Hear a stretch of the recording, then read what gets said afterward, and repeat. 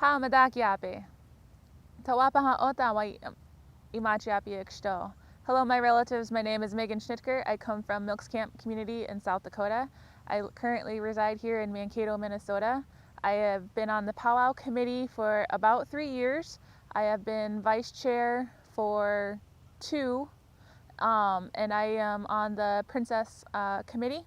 I also help out with Education Day, and I want to welcome all of you to the virtual powwow for 2020. I have been coming to the powwow for about 5 years now, probably about 6 actually, if I really think about it.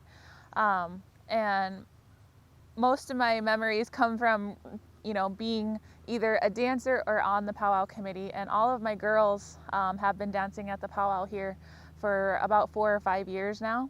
And so my favorite memory is definitely watching my girls get excited for powwow and being dancers out in the powwow, and then meeting all the different vendors, all the different dancers, seeing some of my powwow friends from South Dakota come up every year.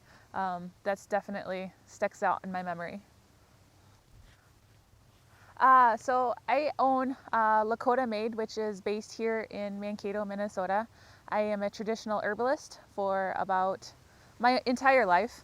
I have learned about plants and how to use them from a traditional Lakota aspect, and so I created Lakota Made in 2018, and it is alternative medicine, but I like to change the language on that and call it first medicine, because we as indigenous people lived off the land, and we ate mostly plants and animals, buffalo, elk, rabbit. And so when our game was scarce, we used we ate mostly plants. And so our food was medicine, and that was the way we looked at all the plants that grow around us. And so that's kind of where Lakota Made comes from. It comes from using plants as medicine. And so I make eco-friendly personal care products like shampoo bars, deodorant bars, lotion bars. Everything is plastic-free packaging. And also it's a lot less chemicals that are going into your skin as far as personal care products. I also make plant medicine, and so a lot of it is herbal teas, plant salves, everything from like dry skin to bug bites, random rashes. And then I make elderberry products, elderberry tonics, infused honeys, medicinal honeys. I make tinctures for all different kinds of things for lung health, pain. I also do herbal smokes. What those are tobacco alternatives, because tobacco, the actual plant, doesn't grow up here in the Midwest. It's actually from down south.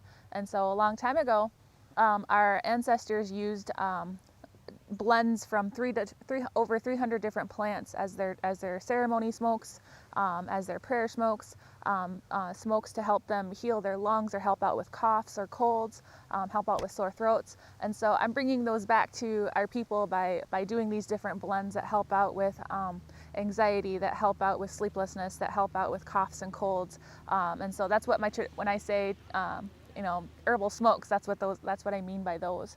And so those are just some of my products that I do.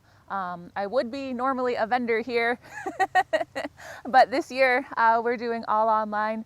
And so lakotamade.com is my website, and I ship absolutely everywhere. I've shipped as far as Australia this past year. So that's a little bit about my Lakota Made.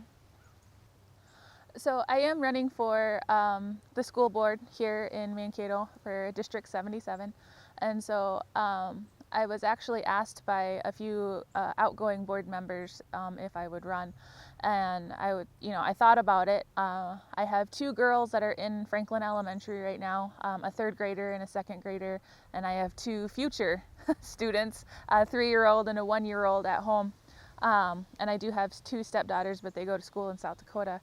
And so being a real true minority here in Mankato, for them that's a challenge every year for them, because our culture isn't heavily represented. It's basically a couple blips here and there in the school district's curriculums for history.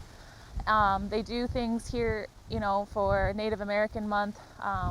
But basically our culture isn't represented, and there's a small growing community of Indigenous people. And so it's not just, about Indigenous representation, it's about all the minorities that are here in the community that don't have representation, the homeless community or the people experiencing homelessness, their children. It's about, all the other minorities here in Mankato that need a voice.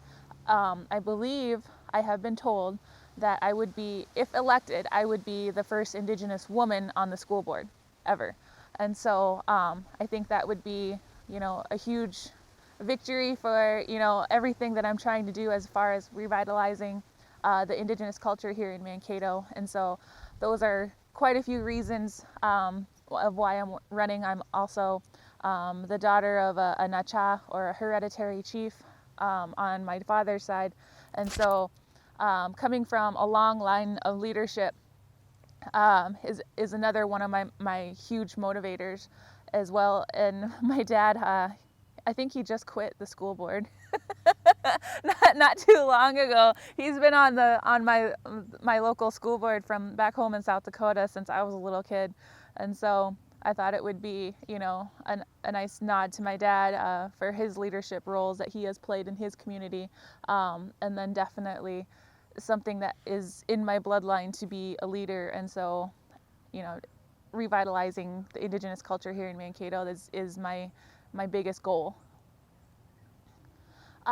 To be involved, to listen and to learn, to always want to learn, and ask questions. That's the biggest thing, is always ask questions. When I do presentations here in Mankato, people are scared to ask questions, but if you don't ask questions, you're never going to learn. You're never going to get answers to those, or you'll find the wrong answer. So always ask questions. As far as the Mankato community has always been open and accepting of all the classes that I have taught here, and I definitely greatly appreciate that. I have all good memories and experiences here in Mankato. Every business, especially in Old Town, they're incredibly supportive of everything that I do. And Mankato community is, it's a great mix of all cultures here in Mankato. And I definitely enjoy that, and I am super happy to call Mankato home, because my kids get to experience, all cultures, all people, all sides of everything here in Mankato, and it's absolutely gorgeous territory. And so, people of Mankato, thank you for listening. Thank you for attending our virtual powwow, and definitely thank you for your support.